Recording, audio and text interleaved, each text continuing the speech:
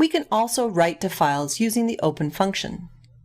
We will use Python's open function to get a file object, to create a text file. We can apply method write to write data to that file. As a result, text will be written to the file. We can create the file example2.txt as follows. We use the open function. The first argument is the file path. This is made up of the file name.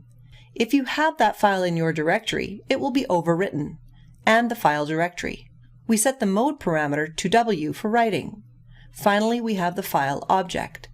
As before, we use the with statement. The code will run everything in the indent block, then close the file. We create the file object, file1. We use the open function. This creates a file example2.txt in your directory.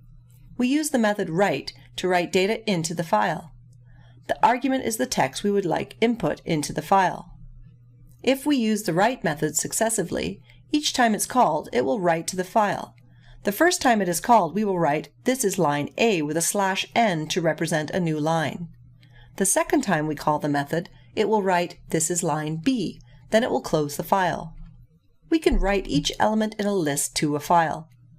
As before, we use a with command and the open function to create a file.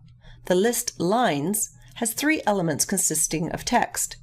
We use a for loop to read each element of the first lines and pass it to the variable line.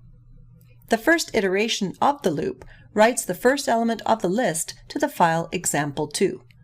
The second iteration writes the second element of the list, and so on.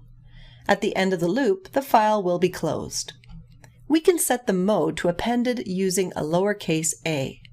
This will not create a new file, but just use the existing file. If we call the method write, it will just write to the existing file, then add, "This is line C," then close the file.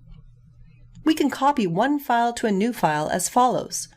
First, we read the file example1 and interact with it via the file object, read file.